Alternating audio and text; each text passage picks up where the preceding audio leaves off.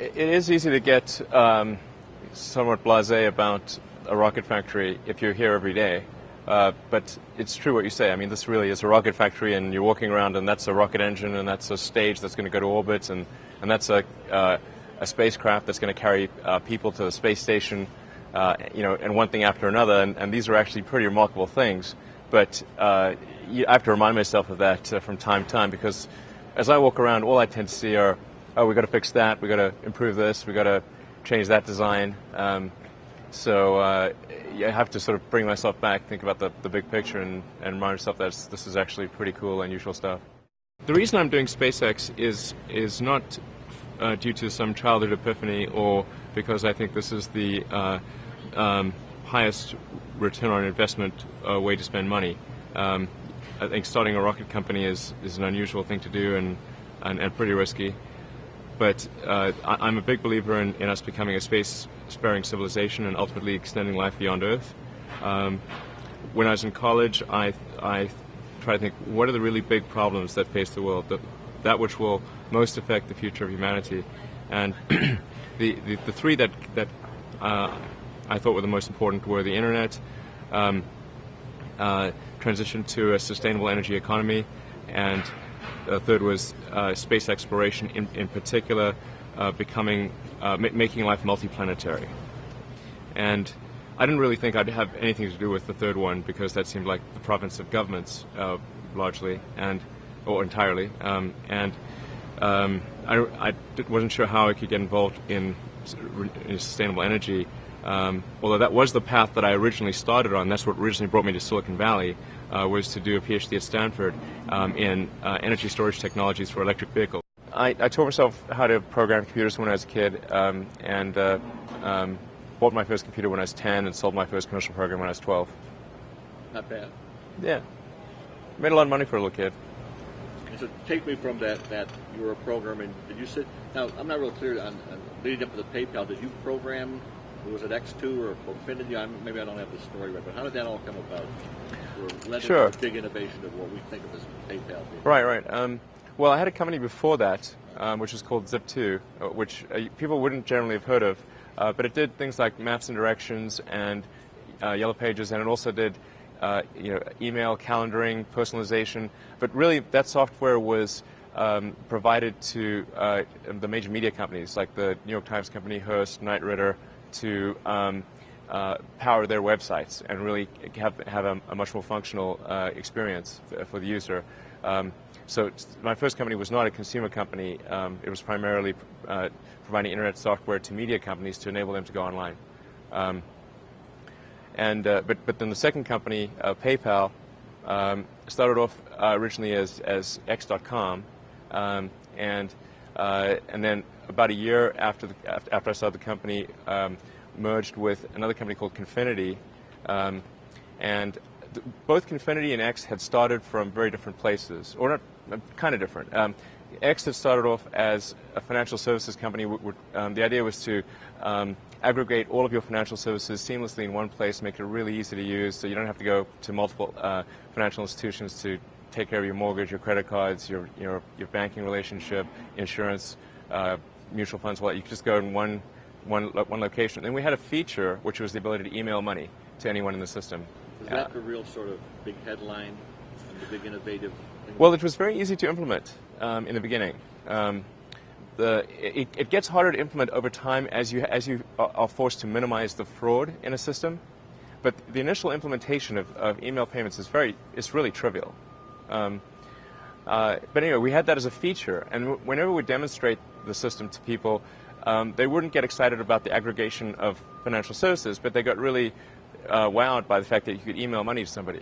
And we're like, wow, okay, that's the easy part. But we started focusing on that, and more and more, just let's focus on the email payments part of it, and then Confinity came at it also from a different area. They started off as a Palm Pilot cryptography company, and then developed an application with that cryptography, which is to be able to beam money tokens via the infrared port of a Palm Pilot. So if you remember back in the day, Palm Pilots didn't have any connectivity really. They were just, but they had the infrared port, so you could beam like little things back and forth. So you could beam money between Palm Pilots, and then they also had a website which is called PayPal, where you'd reconcile those payments. So you'd have your tokens in your Palm Pilot, you plug it into your, put it into its dock, and then you'd log on to the PayPal website, and then that's how the beamed money tokens would transfer. And then they added a feature, oh, well, let's just allow people to just use the website without using the Palm Pilot. And so we sort of converged to the same business model. And then in early 2000, about a year after both companies were formed, and only a few months after we'd launched our respective websites, we merged the companies, with X.com acquiring Confinity. And initially the company was known as X.com, and then, but we used PayPal as the consumer brand. And then about a year after the merger, we changed the company's name from X.com to PayPal to match the name of the product. Just towards the end of my undergrad, I was thinking that the internet would be something that would really fundamentally change the world and change humanity forever in a very significant way. It seemed to me like humanity was acquiring a nervous system. Previously you'd have people that were sort of isolated cells, if you will, but the communication mechanisms were weak, and there's really no way that any one cell had access to all the information of the collective consciousness. You'd have to go to libraries here and there and talk to people and that sort of thing. And but the way it is today, if you could be in the jungles of Congo and have a satellite link to the internet and have access to essentially the entire knowledge of humanity. I mean, that's pretty intense. I mean, that's a huge difference. And what made you like realize? 94. 94.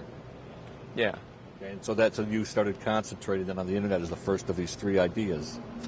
Yeah. So then in '95, actually, I'd been on the internet for a few years before that because, since I've been in the physics arena, in the sciences, people were using the internet for many years. I mean, as early as the 70s, they were using the internet, but it was very difficult to use. It was just text-based. You had to have. It was very difficult to get access to it. You had to be in either in the government or in some academic institution.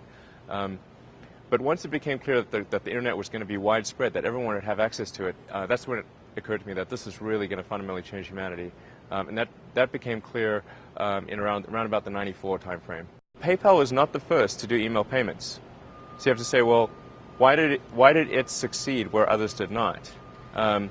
There was a company that was acquired by Amazon, started by Danny Shader. I forget what it was called, but it was also an email payments company. There was a company called BillPoint that was acquired by eBay, which did email payments. So how is it that PayPal was able to beat all of them? And in particular, how was it able to beat BillPoint when BillPoint was eBay's in-house service? So very few people understand why. And there's a couple of things. First of all, if you look at the underlying economics of the system, we figured out a way to authenticate bank accounts. So the normal way that it's really hard to authenticate a bank account from the standpoint of pulling money from someone's bank account, because you can give us a bank account number, but how do we know it's you, right? The Federal Reserve has no authentication system that works for pulling money from people's accounts. But we came up with an idea for authenticating it by making two small deposits in somebody's bank account, which effectively made it a 4-digit PIN. So only the person who had that bank account could tell what the 4-digit PIN was because of those two little tiny deposits. And then the authentication process. We figured out how to authenticate a bank account without even seeing you. And that's like the breakthrough, right? That was one of the fundamental breakthroughs. There were many. Just tell me one more that's pretty big right there. That's a very big one. And the reason it's very big is because when you send money from one person to another, if you send it using a credit card, you have a very high fee associated with that. But if you send it using an electronic check, it only costs a few cents. Plus, the electronic check is very unlikely to be fraudulent, but whereas credit cards, there's a huge amount of fraud associated with credit cards. So with a credit card system, you're paying your effective cost, including fraud, is probably about 3.5% of the transaction. The effective cost of the electronic check is maybe 0.25%. I think it's worth noting that when somebody has a breakthrough innovation, it is rarely one little thing. Very rarely is it one little thing. It's usually a whole bunch of things that collectively amount to a huge innovation. But the problem is, because it's hard to convey a complicated thing to people, the innovator or the innovator's PR department will say, oh, such and such is the reason why it's better. This little catchphrase, like what is it with eBay? Like Pam wanted to do Beanie Babies or something. I mean, really, that's not the basis for eBay. But that was like the PR department. Yeah, the Pez dispenser. The Pez dispenser, that's right. I mean, yeah, that's not even a true story, is it? It's like something the PR department made up. So, innovation is a collection of complex things that are usually difficult to convey. So there's some soundbite that's given. Why is Southwest Airlines the most profitable airline in the whole business? It's not because it's not just because they use 737s. Okay, I mean, if that was that easy, everyone could do it. I think generally people are their thinking process is too bound by convention or analogy to prior experiences. So it's rare that people try to think of something on a first principles basis. They'll say, we'll do that because it's always been done that way. Or they'll not do it because, well, nobody's ever done that, so it must not be good. But that's just a ridiculous way to think. I mean, you have to build up the reasoning from the ground up, from first principles, as is the phrase that's used in physics. So you look at the fundamentals, and construct your reasoning from that, and then see if you have a conclusion that works or doesn't work, and it may or may not be different from what people have done in the past. It's harder to think that way, though. Sorry? Why is it so hard to think that way, and how have you managed to? I mean, obviously you've thought the other way. I mean, how have you broken that pattern? I don't know. I just always thought that way, I suppose. I mean, I would always think about something and whether that thing was really true or not, and could something else be true, or is there a better conclusion that one could draw that's more probable? I don't know. I was doing that when I was in elementary school, and I would just question things. Maybe it's sort of built in to question things. Let me go back to some nuts and bolts. PayPal. Tell me about it how would infuriate my parents, by the way. I'm sorry, say that again? It would infuriate my parents. That you would think differently about things, or that I wouldn't just believe them when they said something, because I'd ask them why, and then I'd consider whether that response made sense given everything else I know. Now you have 5 kids? Are any of them doing that back to you? Yes. Well, one of them in particular does ask why a lot. He's master of the chained why. So that whole thing about, you're going to get what you are to drive you nuts, right? Did they used to tell you that? We hope you get a kid just like you? Yeah. Well, heritability of traits is much greater than I'd thought. I mean, I was actually much more of the, I'd assumed that in the nature versus nurture, it was much more nurture, but having had 5 kids, I think it's much more nature. I mean, what are you? You're hardware and software, right? So the difference between one person and the next must either be a hardware difference or a software difference. And why are kids that may have the exact same background or same school, same everything, yet there's widely different capabilities, yet they have the same input experiences?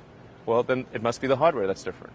So I built up Zip2, the first company, sold that to Compaq for about $300 million, and then wanted to still do another company on the internet, and that's where I thought, well, where is there still room for a lot of innovation on the internet? And that's how I chose the financial services sector, because money is just an entry in a database, and it's low bandwidth. You don't need any big infrastructure upgrade on the internet to make it work, and so it seemed like there must be room for innovation, and that's how I decided to do something in the financial services arena, even though I really had essentially almost no background in financial services, except for an internship at a bank.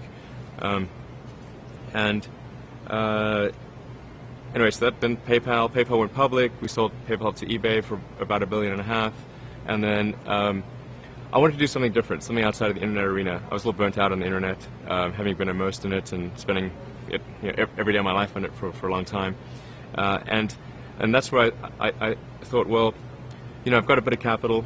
Let me see if I can do something in the space arena. And I initially started out with this idea of let me do a small philanthropic mission that will generate public interest. And so I gathered some engineers from the space business and started to learn more and more about what it took to do space missions. But I came to the conclusion that really the reason why we weren't making more advancements in space was not that there wasn't enough public will. I think there's actually plenty of public will for space exploration, particularly in the United States, which is a nation of explorers. But I came to the conclusion that really there was a fundamental problem with space transportation. And if the space transportation costs hundreds of millions of dollars or billions of dollars, and people don't think there's a way of doing it that doesn't bankrupt us, they're not going to want to do it. So we've got to figure out a way to do it that's affordable and workable and reliable. That's why I started SpaceX, is really to try to make a huge difference, at least an order of magnitude or more difference in the cost of space transportation, and in the magnitude of the capability of space transportation, because we need very big rockets if we're going to make life multiplanetary. Well, definitely the long-term vision is to help make life multiplanetary. So really, these are all steps along the way to doing that. So we start off with a small rocket. It's capable of putting half-ton satellites into orbit. We're about to do our third launch, which will carry an Air Force satellite and 2 small NASA satellites in about a month.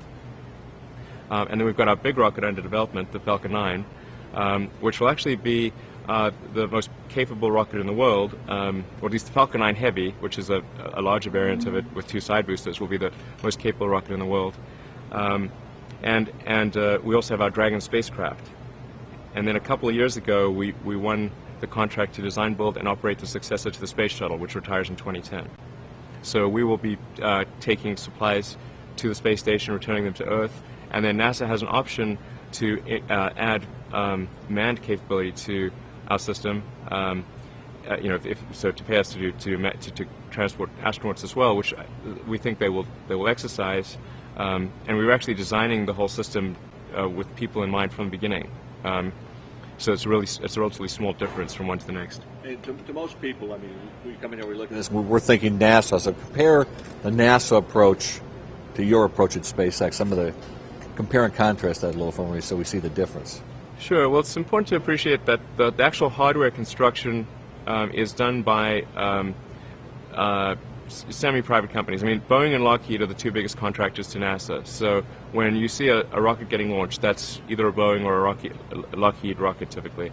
NASA does not build the rockets, but NASA will contract with the big aerospace companies, the big government contractors to develop and build these rockets. And that's typically done in a cost-plus manner, where there's just a fixed fee, or there's a fee, or a total contract value, and then Boeing and Lockheed will earn a fee that is a percentage of that contract value. And if that cost increases, then they earn more. So it's not a very good incentive scheme because they're incented to make it more costly.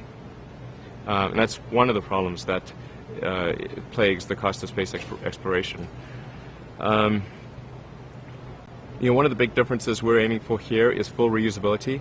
No one has ever developed a fully reusable orbital transportation system. That will be a really, really big breakthrough if we can do it. It's a very tough problem. The Soviet Union tried to solve it. The United States government tried to solve it, and spent tens of billions of dollars collectively trying to do that, and did not succeed. So it's a tough problem. We're going to try to do it though, with Falcon 9. Okay, so what's your plan if we go out 2, 4, 6, 8 years? What's going to happen like next year or the year after? What are the benchmarks you're trying to achieve here at SpaceX? Well, we are launching Falcon 1. We are going to be launching Falcon 9 sometime next year. We expect to have the rocket at Cape Canaveral around the end of the year and launch sometime next year.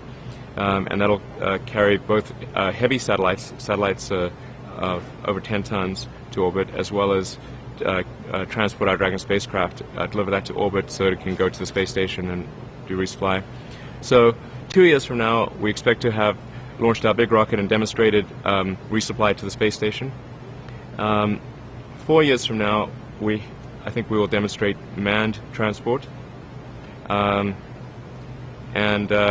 Geez, 6 years from now, I think we'll have our heavy lift launch vehicle operating. When are we going to Mars? Are you going to Mars? There's a lot of variability around that prediction. But is that sort of in the back of your mind somewhere? Yeah, absolutely. Tell me just a little bit about why you want to do that. Well, first of all, it's not that I personally want to go to Mars. It's just that, as I said, I think it's extremely important that life become multiplanetary. And so you might say, well, why do I think it's important? Aren't there lots of important things going on Earth that should be addressed? And certainly there are. And it's not, I don't mean that it's important to the exclusion of all other things, just that it makes sense to spend a small amount of our resources on doing this. And the reason it's important is if you go to the nature of importance itself. How do you decide that anything is important? Well, the lens of history is a good way to filter more versus less important things. And as you zoom out further and further, the really important stuff stays and the less important stuff goes away. And now let's say you zoom out really far and look at the entire history of Earth, or history of life itself. What are the most important elements in the history of life itself? Forget about the parochial concerns of humanity. What would any intelligent species say? Oh, those were really important items. Well, there's obviously single-celled life, multicellular life, plants and animals. The animals, things going out of the ocean onto land. The advent of mammals, consciousness. There's about maybe 10 or so big ones on that list. And on that list will also fit the extension of life to multiple planets for the first time. It would be at least as important as life going from the oceans to land, and arguably more important because life could go gradually from the oceans to land, and if it's got a little uncomfortable on the beach, you could hop back in the ocean. But extending life to another planet is a huge quantum leap. You have to go hundreds of millions of miles across an extremely hostile environment to a planet which is completely unlike anything you've evolved to live on. That's just really an extremely difficult problem. In fact, I think it's an impossible problem without the advent of consciousness.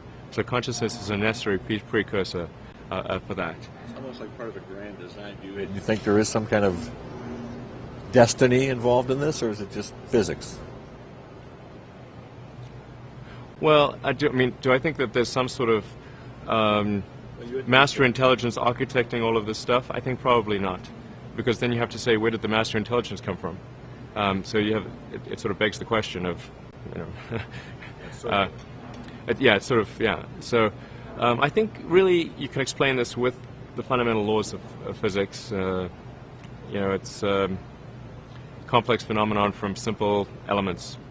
Tesla, let's see, started from with a lunch that I had with J.B. Straubel and Harold Rosen. Harold Rosen is somebody who's actually very famous in the space arena and also in the electric car arena. So that actually was what ended up being the bridge from rockets to electric cars. Although, as I mentioned earlier, I had a long-standing interest in electric cars because that's what I originally came out to California to do grad studies in.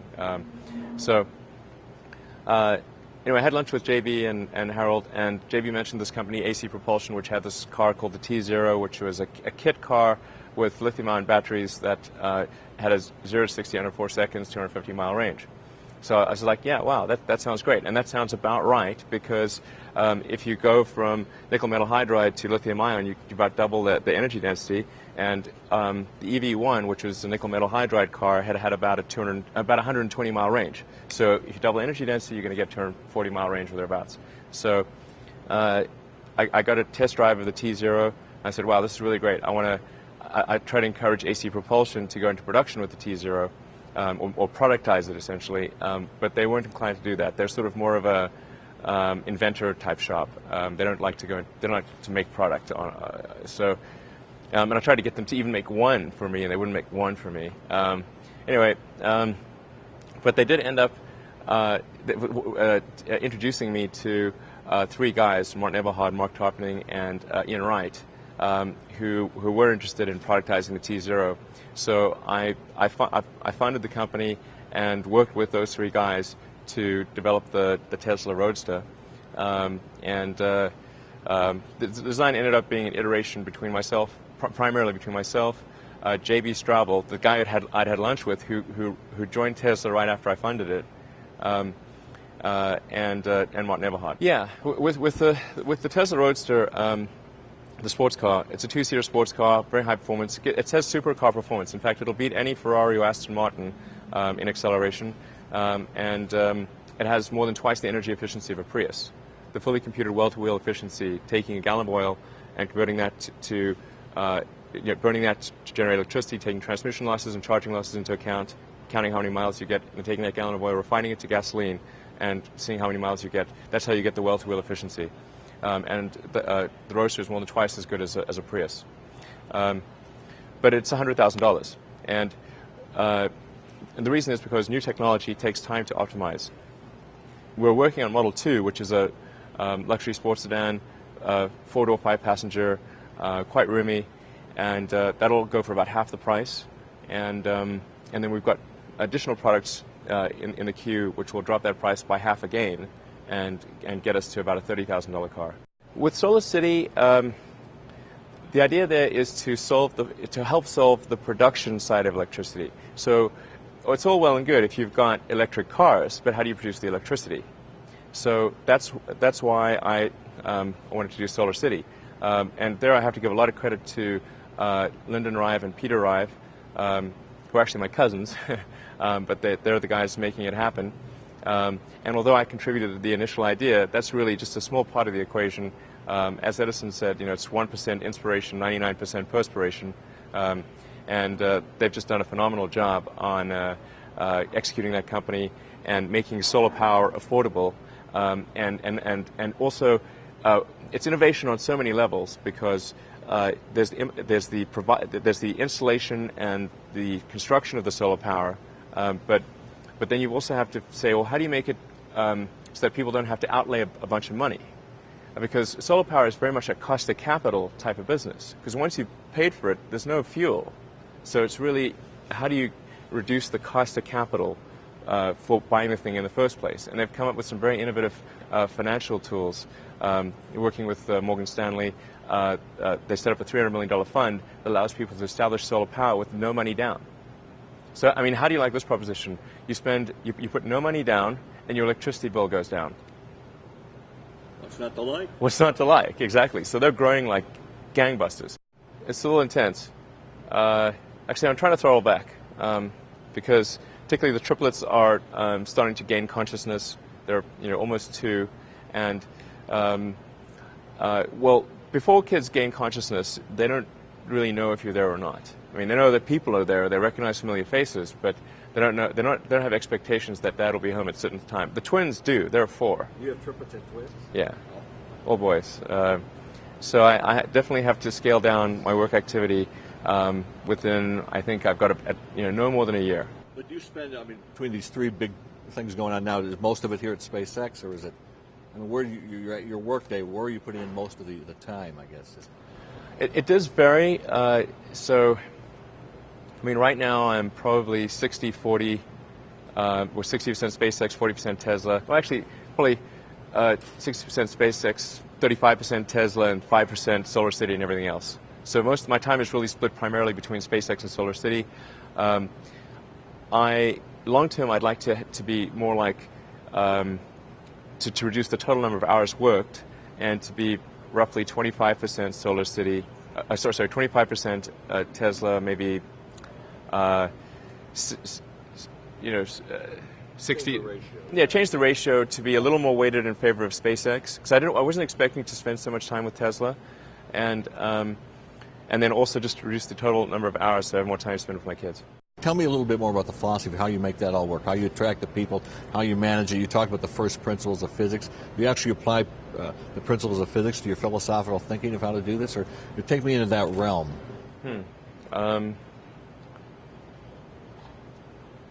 Well, so you have to say, well, what does the phrase "reason from first principles" mean in physics? It means that you go to the very basic laws of physics, the things which we believe to be extremely well demonstrated. In other words, the reason they call it a law is that no one has ever demonstrated an exception to that, ever. That's how it qualifies as being a law. But even then, laws can be broken where you can find some corner case in a very unusual circumstance that will break it. And that's the transition from Newtonian to Einsteinian mechanics. Newtonian mechanics are actually extremely predictive of reality, except as you approach the speed of light. And since, back in the day, that with the primitive instruments, they couldn't detect these tiny little differences. So, Newtonian mechanics appear to predict everything perfectly. But you take these very fundamental laws and you say, now let's use those as the ingredients from which we will construct a conclusion, a theory, because we know that base is sound. And so therefore, if we're able to combine those elements in a way that's cogent, that conclusion will be sound. That's what I mean by reasoning from first principles. And I think that general approach can be taken in many fields. Okay, so how do you translate that to getting the right people Who think that way, to these breakthrough ways of thinking, these innovations that go on? Well, getting the right people is extremely important. And I actually interview everyone at SpaceX personally. And we're a 500-person company, so that's a lot of interviews. What do you look for in somebody? What do I look for? It depends on the task. It's different. I'm not necessarily looking for someone who's has brilliant analytical ability if their job is going to be assembling hardware. But I think generally I look for a positive attitude, and are they easy to work with? Are people going to like working with them? It's very important to like the people you work with. Otherwise, life, your job is going to be quite miserable. And in fact, we have a strict no assholes policy at SpaceX, and we fire people if they're. We give them a little bit of warning, but if they continue to be an asshole, then they're fired. That's innovative, right? Yeah. Because if your boss is an awful person, you're going to hate coming to work. I think the United States is more open to new ideas than any country in the world, and I think it's becomes somewhat of a self-fulfilling prophecy in that because the United States is open to new ideas, it attracted people from around the world who had new ideas, and so it becomes so now it's filled with people who like new ideas. And who aren't bound by history. A lot of the countries that have been around for a long time are really trapped in their own history. And the United States is also a great melting pot of different cultures and ideas and thoughts, and it's a country which tends to encourage success, where you sort of see someone that did extremely well, and generally the reaction in the United States is good for that person. In most countries, it may shock people in the United States. In most countries, that's not the reaction. People tend to think, oh, that person did well because they screwed somebody else, or they try to rise beyond their station. That was really inappropriate of them to be so nouveau riche, to use a French word. And so that and Australia, for example, which is arguably similar to the United States in a lot of ways, but they tend to try to knock down people that have risen too high. They call it the tall poppy syndrome. Tall poppies get chopped. So I think that's really a good thing about the United States. Well, you have to look at what's the definition of an ordinary person. I probably wasn't that ordinary, but my lack of ordinariness did not manifest itself until later in life, or wasn't all that obvious. But I think people can choose to be not ordinary. They can choose to not necessarily conform to the conventions that were taught to them by their parents. So yes, I think it's possible for ordinary people to choose to be extraordinary. I think on Wikipedia it says that I was inspired by my father in terms of technology. This is actually not true. I think that needs to be corrected. He's somewhat of a Luddite, actually, in many respects, and particularly computers. He didn't want to buy a computer and refused to use computers and said they would never amount to anything. So I actually had to buy a computer with saved up, saved up my allowance, and then he did contribute a bit after I saved up my allowance, but he initially refused to buy a computer for me. But he was an engineer, electrical and mechanical engineer, so I was exposed to technical subjects when I was growing up. It's just that he wasn't much of a technologist. As far as role models, I think, there's obviously some of the obvious role models. I think Edison was certainly a role model, probably one of the biggest role models. Did you study Edison's life? Or? Yeah, I read books about him, absolutely. And it's an interesting contrast, like Edison versus Tesla, because interesting, the car company is called Tesla. And the reason it's called Tesla is because we use an AC induction motor, which is an architecture that Tesla developed. And the guy probably deserves a little more play than he gets in current society. But on balance, I'm a bigger fan of Edison than Tesla, because Edison brought his stuff to market and made those inventions accessible to the world, whereas Tesla didn't really do that. Right. So he'd certainly be a big one. I think the great technologists, Steve Jobs at Apple, Bill Gates. I actually thought Disney was a pretty good innovator. Well, I try to make it a really fun place to work, really enjoyable, I talk about the grand, the vision of SpaceX, where we want to go. We want to take people to orbit and beyond. We ultimately want to be the company that makes a difference in extension of life beyond Earth, which is one of the most important things that life itself could achieve. And so you construct this like there's this great holy grail potential in the future. You have to stay grounded in the short term. So because if you don't do things that pay the bills, you're not going to achieve the ultimate long-term objective. But it's nice to have that sort of holy grail long-term potential out there as an inspiration for coming to work. So yeah, I mean you're motivated obviously. Money, and you want to make money, but are you motivated beyond just profit motive and racking up dollars? And no, I'm a volunteer. I mean, I don't need the money. There's nothing. It's not like I'm sitting here saying I wish I could buy such and such a thing. I could buy it.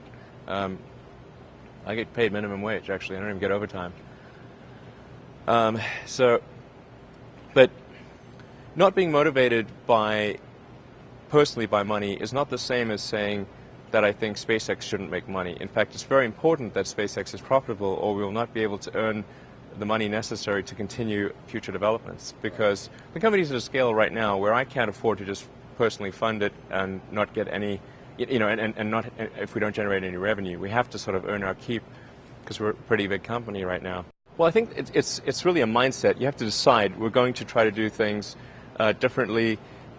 Well, provided that they're better. You shouldn't do things differently just because they're different. They need to be different and better.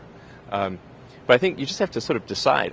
Let's think beyond the normal stuff and have an environment where that sort of thinking is encouraged and rewarded, and where it's okay to fail as well. Because when you try new things, you try this idea, that idea. Well, a large number of them are not going to work, and that has to be okay. If every time somebody comes up with an idea that has to be successful, you're not going to get people coming up with ideas. Well, it's like the Nike slogan, just do it. That's just showing up is half the battle. Just you got to try hard to do it, and don't be afraid of failure. You also need to be rooted in reality. So you shouldn't. It's easy to get high in your own supply, as Scarface said. You've got to not be afraid to innovate, but also don't delude yourself into thinking something's working when it's not, or you're going to get fixated on a bad solution.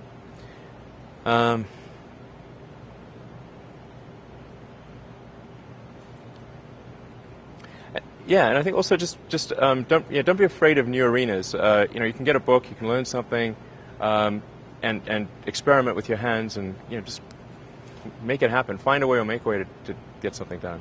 There's a lot of things about Ford that I think are really interesting. It's often associated, obviously, with the moving production line. That was a big innovation. But Ford was just the kind of guy that just, he just, when something was in the way, he just found a way around it. He just got it done. He was also big on vertical integration, which I actually think is good.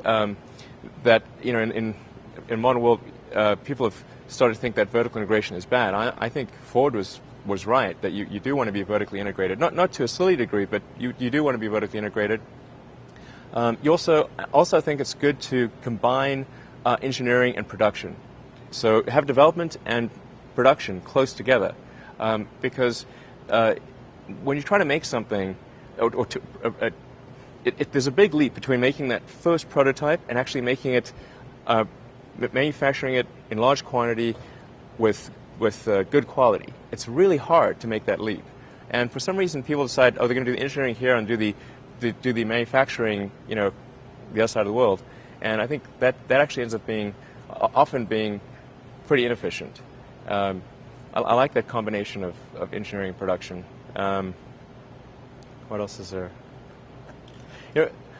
Ford, at least in the beginning of his career, I think he got a little. I think he got a little too high in his own supply later in his career. Or Ford would have remained the largest car company in the world. But at least in the beginning of his career, he actually was really focused on what the customer wanted, what the customer needed. And sometimes the customer doesn't actually know what they need. But he really figured out, like, if we can make this car really affordable, reliable, something that the farmer can depend on their livelihood for, man, that's really going to make a difference in people's lives. And he just really got focused on that. Now, over time, he should have decided, okay, sometimes people want a color that's not black, and so you should provide that to them. But at least in the beginning of his career, he just had tremendous insight into what would really make a difference as a product. I do want to go to space, and eventually it would be really cool if I could go to Mars. That would be super awesome. But this is not about me getting to space. It's really about enabling others to get to space. It's about enabling the extension of life beyond Earth. So I'd like to go in the first one, but I actually, if I didn't have all these so much depending on me, I would actually. Early in life, I did lots of risky things when I didn't have that much that was depending on me. Now I have to be more cautious about risky things. But eventually, I will definitely go up. It is easy to get somewhat blasé about a rocket factory if you're here every day. But it's true what you say. I mean, this really is a rocket factory, and you're walking around, and that's a rocket engine, and that's a stage that's going to go to orbit, and that's a spacecraft that's going to carry people to the space station, and one thing after another. And these are actually pretty remarkable things. But I have to remind myself of that from time to time, because as I walk around, all I tend to see are, oh, we got to fix that, we got to improve this, we got to change that design. So I have to sort of bring myself back, think about the big picture, and remind myself that this is actually pretty cool, unusual stuff. The reason I'm doing SpaceX is not due to some childhood epiphany or because I think this is the highest return on investment way to spend money. I think starting a rocket company is an unusual thing to do and pretty risky. But I'm a big believer in us becoming a space-sparing civilization and ultimately extending life beyond Earth. When I was in college, I tried to think, what are the really big problems that face the world, that which will most affect the future of humanity? And the three that I thought were the most important were the internet, transition to a sustainable energy economy, and the third was space exploration, in particular, making life multiplanetary. And I didn't really think I'd have anything to do with the third one, because that seemed like the province of governments, largely or entirely. I wasn't sure how I could get involved in sustainable energy. Although that was the path that I originally started on. That's what originally brought me to Silicon Valley, was to do a PhD at Stanford in energy storage technologies for electric vehicles. I taught myself how to program computers when I was a kid, and bought my first computer when I was 10 and sold my first commercial program when I was 12. Not bad. Yeah. Made a lot of money for a little kid. And so take me from that you were programming. Did you sit? Now, I'm not real clear on leading up to the PayPal. Did you program was it X2 or Profinity? Maybe I don't have the story right, but how did that all come about?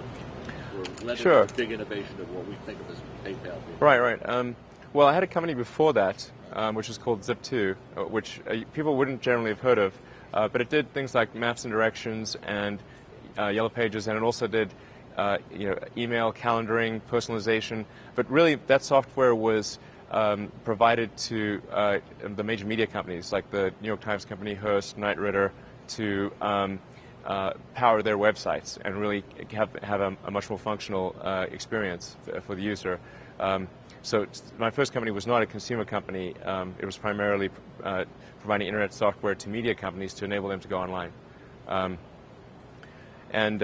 then the second company, PayPal, started off originally as X.com, and then about a year after I started the company, merged with another company called Confinity, and both Confinity and X had started from very different places, or not kind of different. X had started off as a financial services company. The idea was to aggregate all of your financial services seamlessly in one place, make it really easy to use, so you don't have to go to multiple financial institutions to take care of your mortgage, your credit cards, your banking relationship, insurance, mutual funds. Well, you could just go in one location. Then we had a feature which was the ability to email money to anyone in the system. Was that the real sort of big headline and the big innovative thing? Well, it was very easy to implement in the beginning. It gets harder to implement over time as you are forced to minimize the fraud in a system. But the initial implementation of email payments is really trivial. But anyway, we had that as a feature, and whenever we demonstrate the system to people, they wouldn't get excited about the aggregation of financial services, but they got really wowed by the fact that you could email money to somebody. And we're like, wow, okay, that's the easy part. But we started focusing on that, and more, just let's focus on the email payments part of it, and then Confinity came at it also from a different area. They started off as a Palm Pilot cryptography company, and then developed an application with that cryptography, which is to be able to beam money tokens via the infrared port of a Palm Pilot. So if you remember back in the day, Palm Pilots didn't have any connectivity really. They were just, but they had the infrared ports, so you could beam like little things back and forth. So you could beam money between Palm Pilots, and then they also had a website which is called PayPal, where you'd reconcile those payments. So you'd have your tokens in your Palm Pilot, you plug it into put it into its dock, and then you'd log on to the PayPal website, and then that's how the beamed money tokens would transfer. And then they added a feature, well, let's just allow people to just use the website without using the Palm Pilot. And so we sort of converged to the same business model. And then in early 2000, about a year after both companies were formed, and only a few months after we'd launched our respective websites, we merged the companies, with X.com acquiring Confinity. And initially the company was known as X.com, and then but we used PayPal as the consumer brand. And then about a year after the merger, we changed the company's name from X.com to PayPal to match the name of the product. Just towards the end of my undergrad, I was thinking that the internet would be something that would really fundamentally change the world and change humanity forever in a very significant way. It seemed to me like humanity was acquiring a nervous system, and previously you'd have people that were sort of isolated cells, if you will, but the communication mechanisms were weak, and there was really no way that any one cell had access to all the information of the